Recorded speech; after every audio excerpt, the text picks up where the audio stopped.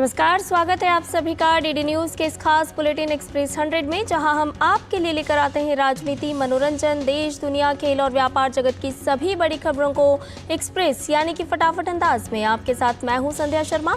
तो देखिए खबरें तेज रफ्तार से। तेलंगाना में विधानसभा चुनाव के लिए आज प्रचार का आखिरी दिन है। 30 तारीख को यहां वोट डाले जाएंगे। उससे पहले सियासी दलों के पास वोटरों को लुभाने का आज आखिरी मौका है। बीजेपी की तरफ से आज कई दिग्गज चुनाव प्रचार कर रहे हैं। महाराष्ट्र के उप मुख्यमंत्री देवेंद्र फडणवीस राज्य में 2 जनसभाएं करके भाजपा के हक में माहौल बनाने की कोशिश करेंगे। वहीं कांग्रेस की पूर्व अध्यक्ष और सांसद सोनिया गांधी आज पहली बार तेलंगाना में चुनाव प्रचार करती नजर आएंगी। वह हैदराबाद में एक रोड शो करेंगी। इस रोड शो में उनके साथ प्रियंका गांधी और राहुल गांधी भी शामिल हो सकते हैं। इसके अलावा राहुल गांधी, प्रियंका गांधी भी चुनाव प्रचार करेंगे। कांग्रेस के राष्ट्रीय अध्यक्ष मल्लिकार्जुन खड़गे भी लोगों से वोट मांगेंगे। साथ ही पार्टी के कई और बड़े नेता आज तेलंगाना में डेरा डालेंगे। इससे पहले कल बीजेपी के पक्ष में कई रैलियां करते हुए पीएम मोदी ने कहा था कि तेलंगाना को तबाह करने में कांग्रेस और भारत राष्ट्र समिति समान रूप से भागीदार हैं। पीएम के अनुसार आदिवासी समुदाय और अनुसूचित जाति समुदाय को बीजेपी ही सशक्त कर रही है। वरिष्ठ बीजेपी नेता अमित शाह ने भी कहा कि कांग्रेस को दिया गया कोई भी वोट बीआरएस को जाएगा। उन्होंने लोगों से सरकार बदलने का आह्वान किया। वहीं कांग्रेस अध्यक्ष मल्लिकार्जुन खड़गे ने मेडक जिले के नरसापुर में विरोधी दलों पर हमला किया। उन्होंने बीआरएस पर निशाना साधते हुए कांग्रेस को सत्ता में लाने का आह्वान किया। वहीं प्रियंका गांधी ने कहा कि यदि बीआरएस की सरकार फिर से बनती है तो मुख्यमंत्री के चंद्रशेखर राव और बीआरएस फार्म हाउस से सरकार चलाएंगे और भूमि और शराब माफियाओं का राज होगा। बीआरएस प्रमुख और तेलंगाना के मुख्यमंत्री केसीआर ने रैतु बंधु योजना का लाभ किसानों तक नहीं पहुंचने के लिए कांग्रेस को जिम्मेदार ठहराया। उन्होंने कहा कि यदि बीआरएस सत्ता में लौटती है तो योजना की किस्त फिर से शुरू की जाएगी। चुनाव आयोग ने तेलंगाना में चुनाव के बीच विज्ञापन देने पर कर्नाटक सरकार से स्पष्टीकरण मांगा है। चुनाव आयोग ने आज कर्नाटक की कांग्रेस सरकार से जवाब दाखिल करने को कहा है। चुनाव आयोग ने कर्नाटक सरकार से तेलंगाना में ऐसे विज्ञापनों को तुरंत रोकने के आदेश भी दिए हैं। आयोग ने इसे आचार संहिता का उल्लंघन माना है। आयोग ने कहा कि इस मामले में किसकी अनुमति से इस तरीके के विज्ञापन चुनाव वाले राज्य में प्रकाशित करवाए गए। वहीं भारतीय जनता पार्टी ने इस मामले में चुनाव आयोग से शिकायत दर्ज कराई थी, जिसमें आरोप लगाया गया है कि कांग्रेस ने जनप्रतिनिधित्व कानून और आदर्श आचार संहिता का उल्लंघन किया है। केंद्रीय मंत्री पीयूष गोयल ने तेलंगाना चुनाव पर कहा, तेलंगाना में भाजपा जीतेगी और जीतने के बाद डबल इंजन सरकार राज्य को विकसित बनाने में कोई कसर नहीं छोड़ेगी।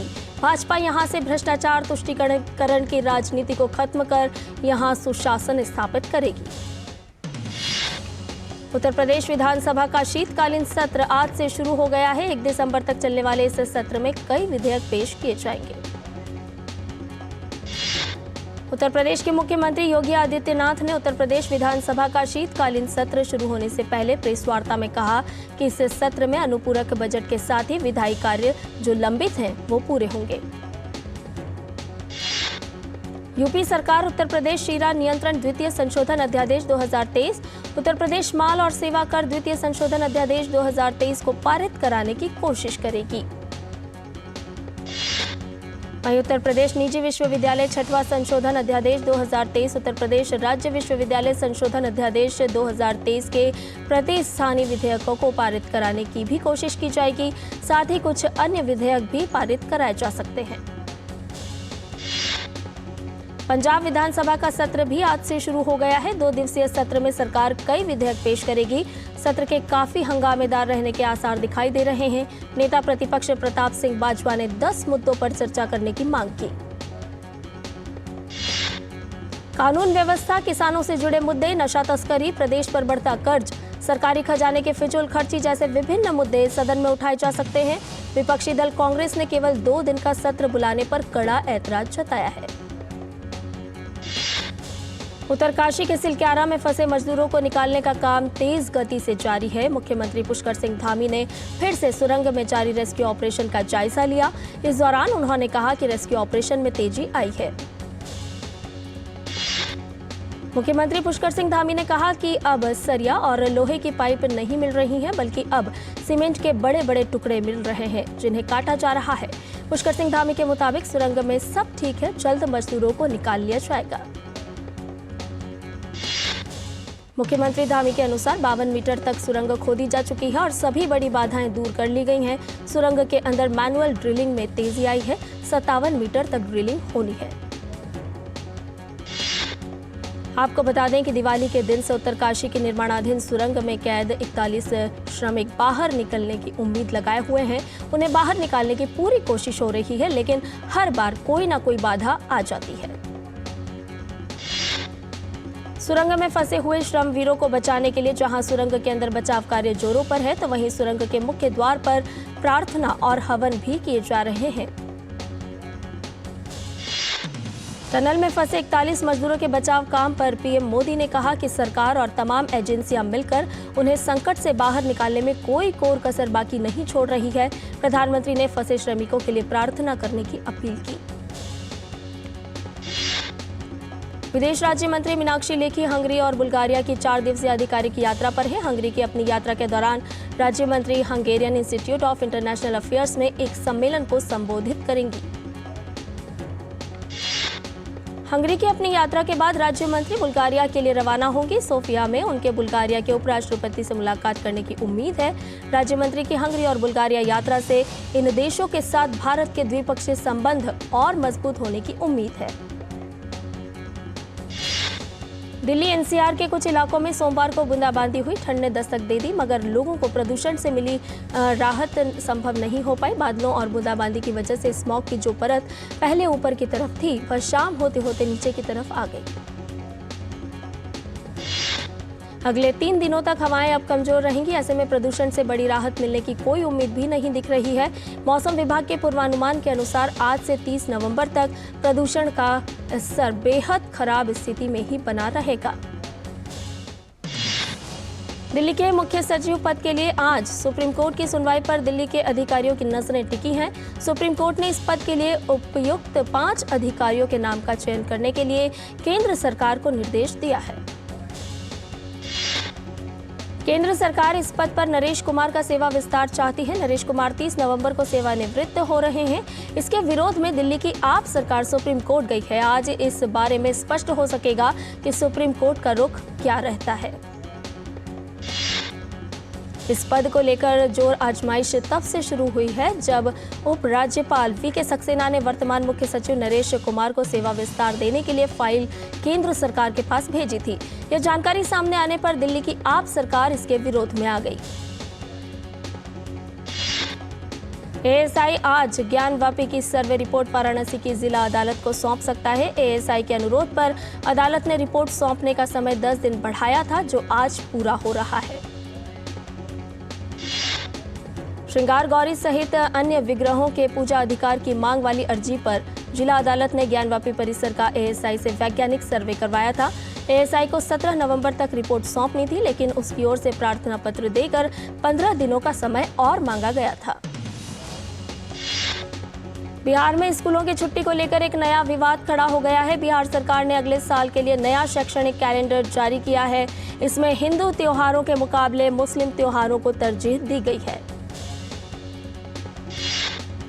2024 में ईद की छुट्टी में 2 दिन और बकरीद और मुहर्रम की छुट्टी में एक दिन का इजाफा किया गया है। वहीं बिहार सरकार ने उर्दू स्कूलों में जुमा के दिन यानी शुक्रवार को अब साप्ताहिक अवकाश का दिन घोषित कर दिया है।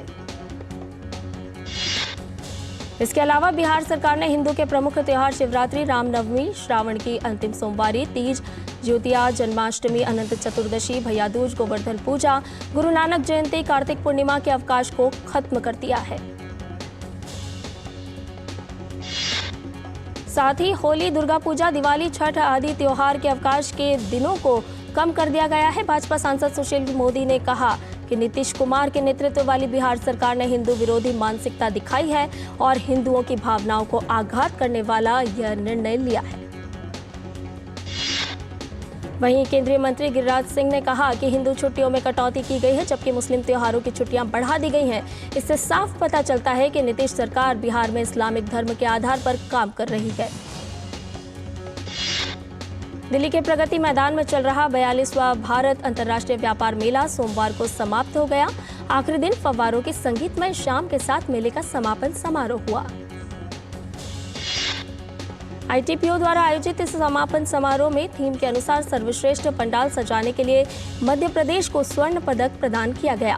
राज्यों में ओडिशा को तो संघ शासित प्रदेशों में अंडमान निकोबार को स्वर्ण पदक प्रदान किया गया।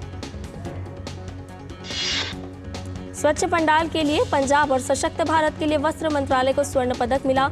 PSU में PNB को जहां स्वर्ण पदक से नवाजा गया, तो वहीं विदेशों के पंडाल में UAE को स्वर्ण मिला। मंत्रालय और विभागों में आयुष मंत्रालय को स्वर्ण, CBDT और इनकम टैक्स को रजत, रेल मंत्रालय को कांस्य और इलेक्ट्रॉनिक एंड इंफॉर्मेशन टेक्नोलॉजी को प्रशंसा पत्र प्रदान किया गया। सबसे लोकप्रिय पंडाल के लिए इनकम टैक्स को स्वर्ण पदक, खान मंत्रालय को रजत और ऊर्जा मंत्रालय को कांस्य पदक प्रदान किया गया। 14 दिनों के इस मेले में 10 लाख से ज्यादा लोगों ने अवलोकन किया। गौरतलब है कि भारत अंतर्राष्ट्रीय व्यापार मेला 14 नवंबर को शुरू होकर 27 नवंबर तक चला। इस बार ये मेला 1,10,000 वर्ग मीटर में आयोजित किया गया, जो अब तक सबसे बड़ा मेला रहा। मेले की थीम वसुधैव कुटुंबकम रखी गई। 15 नवंबर से शुरू हुई विकसित भारत संकल्प यात्रा हिमाचल प्रदेश की ऊंची चोटियों पर बर्फबारी में भी पूरे उत्साह के साथ जारी है। प्रदेश में जारी संकल्प यात्रा के बीच जनजातीय क्षेत्र काजा और केलांग में ताजा हिमपात हुआ है। इन क्षेत्रों में तापमान -6 डिग्री से -8 डिग्री तक गिर चुका है। लाहौल स्पीति जिले की ग्राम पंचायत कारदंग और बरबोग में जब विकसित भारत संकल्प यात्रा का रथ पहुंचा, तो वहां सड़कों में पानी जमा था। बावजूद इसके यात्रा जारी रही। कड़ाके की ठंड के बावजूद यात्रा के लिए स्थानीय लोगों का भारी समर्थन देखने को मिला। लाहौल की कारदंग पंचायत के उप प्रधान टशी दावा ने कहा कि विकसित भारत संकल्प यात्रा के माध्यम से लोगों को केंद्र सरकार की महत्वपूर्ण व जन कल्याणकारी योजना की जानकारी मिल रही है। यात्रा के दौरान लोगों के स्वास्थ्य की जांच की गई, साथ ही आभा कार्ड भी बनाए गए।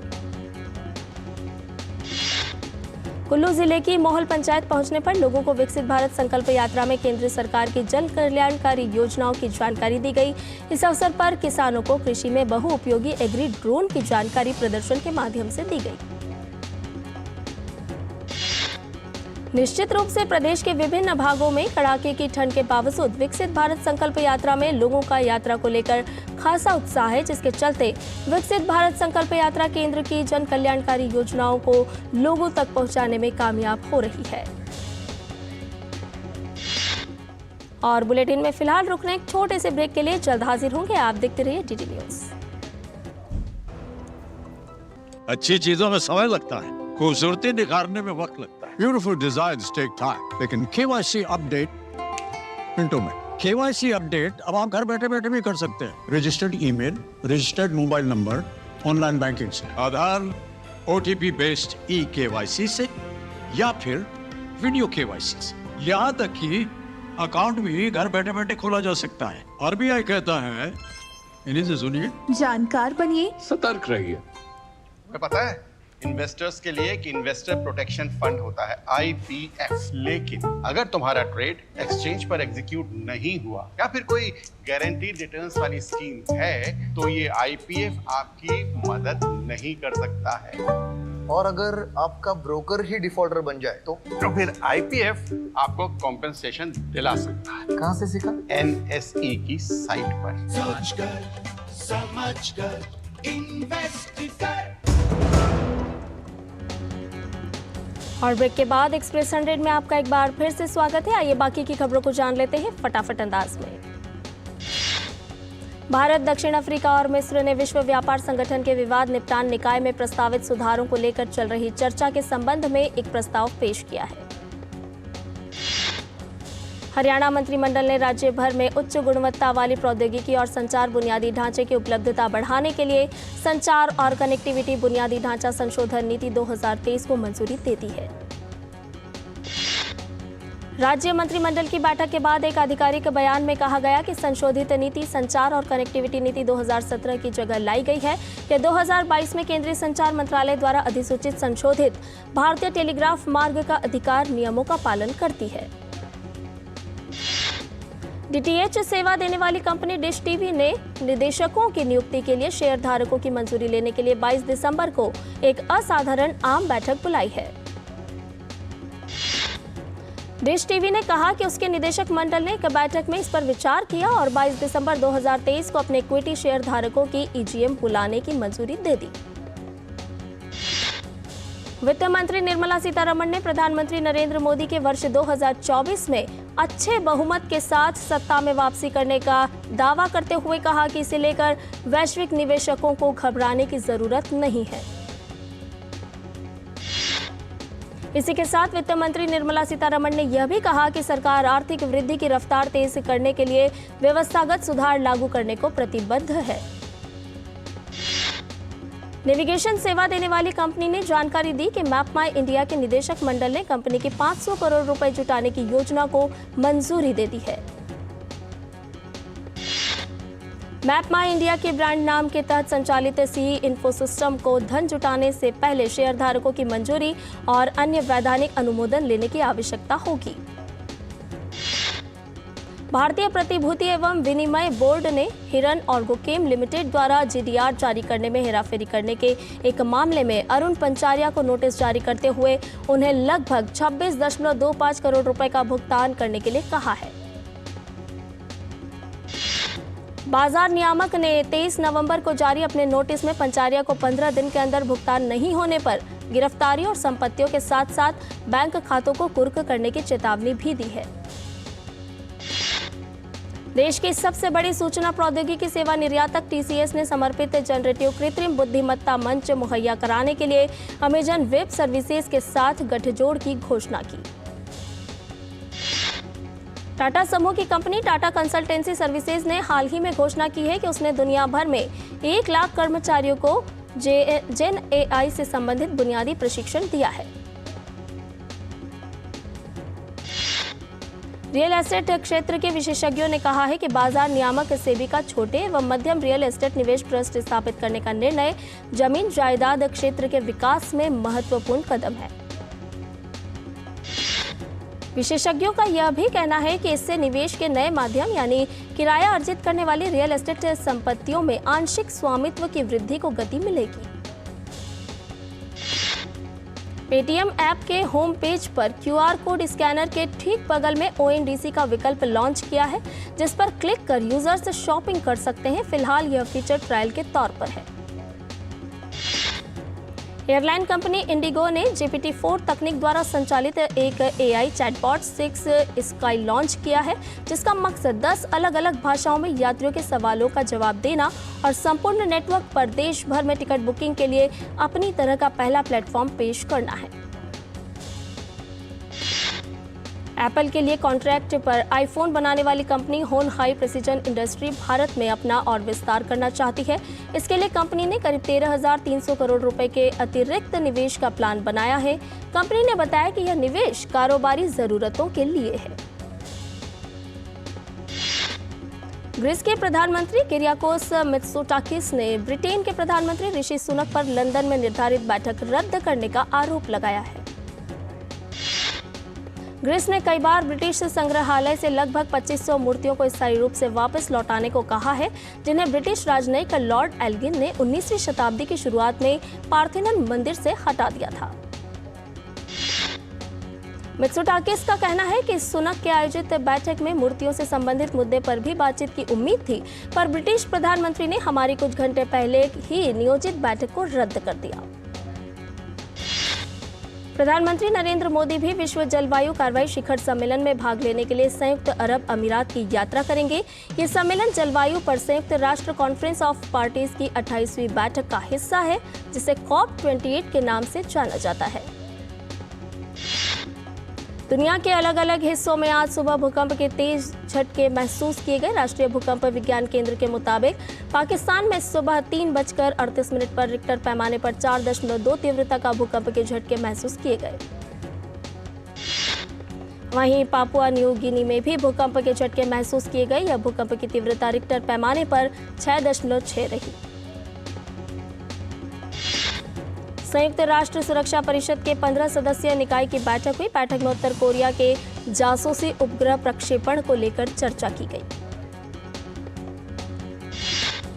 लगभग 6 साल की अनुपस्थिति के बाद उत्तर कोरिया ने अपने परमाणु और बैलिस्टिक मिसाइल कार्यक्रमों पर सुरक्षा परिषद की बैठकों में फिर से अपने संयुक्त राष्ट्र दूत को भेजना शुरू किया है।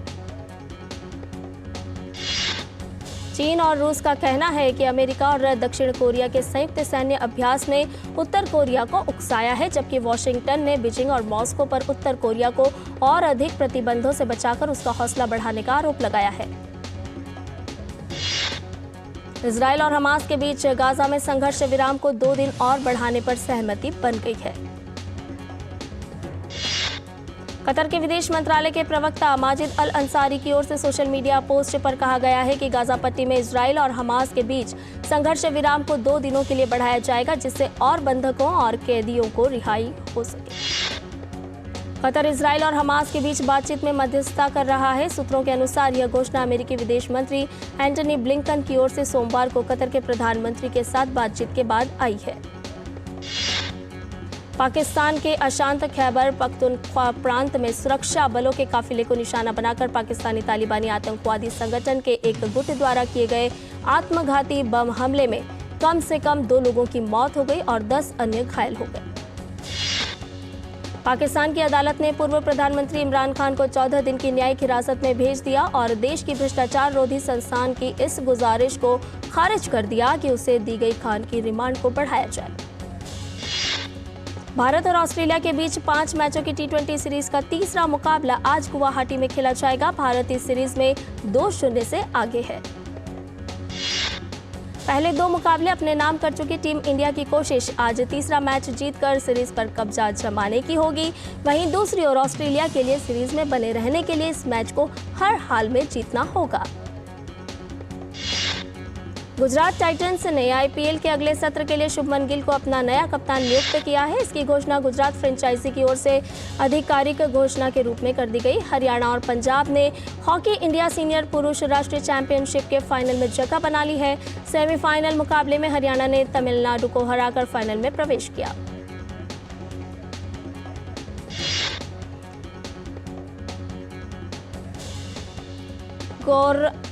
गोवा में चल रहे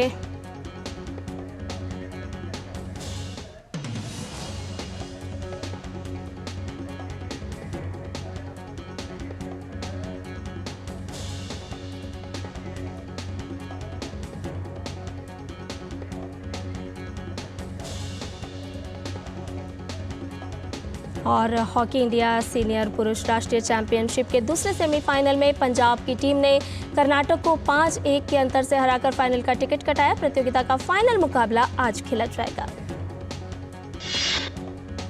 अमेरिका कप से पहले प्रतियोगिता में हिस्सा लेने वाली टीमों के बीच एक अभ्यास रेस का आयोजन किया गया, जिसमें अलिंगी रेड बुल रेसिंग टीम को हार का सामना करना पड़ा। मोटोजीपी के महान Valentino Rossi FIA world endurance championship और मेंस 24 आवर्स प्रतियोगिता में नई LMGT3 कैटेगरी की BMW के साथ उतरेंगे। इसकी जानकारी प्रतियोगिता के आयोजकों ने सोमवार को दी। प्रीमियर लीग में फुलहैम ने वुल्वरहैम्पटन वॉन्डरर्स को 3-2 के अंतर से हरा दिया। 2-2 की बराबरी पर चल रहे मैच में मिले अतिरिक्त समय में फुलहैम के मैथ्यूज ने पेनल्टी शूट को गोल में तब्दील कर टीम को 3-2 से जीत दिला दी। गोवा में चल रहे 54वें भारतीय अंतर्राष्ट्रीय फिल्म महोत्सव का आज समापन होगा, जिसमें आज फ्रांसीसी फिल्म एंडलेस समर सिंड्रोम का एशियाई प्रीमियर होगा। इसके साथ ही गोल्डन पिकॉक पुरस्कार की भी घोषणा होगी। अमेरिकी अभिनेता और फिल्म निर्माता माइकल डगलस को समापन समारोह में सत्यजीत रे लाइफ टाइम अचीवमेंट पुरस्कार से सम्मानित किया जाएगा। भारत में CCTV कैमरे बनाने वाली भारत की पहली कंपनी स्पर्श ने लोकप्रिय बॉलीवुड स्टार सोनू सूद को अपना ब्रांड एम्बेसडर बनाया है।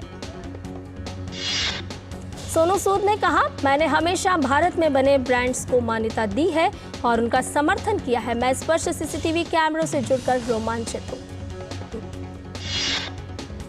एनिमल में रणबीर कपूर को देखने के लिए क्रेजी हुए फैंस। एडवांस बुकिंग में फिल्म ने लाखों कमाए।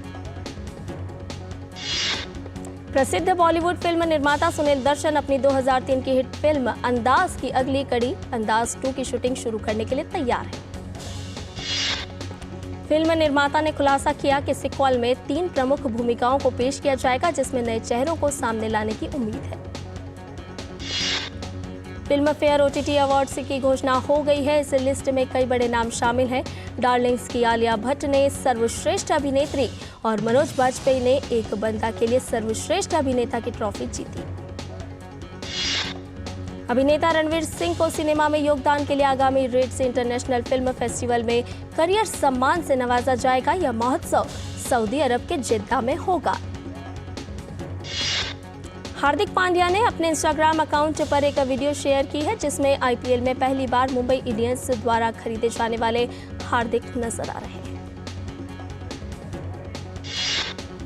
और एक्सप्रेस न्यूज में फिलहाल इतना ही। हमें दीजिए इजाजत, लेकिन DD न्यूज पर खबरों का सिलसिला लगातार जारी है। नमस्कार।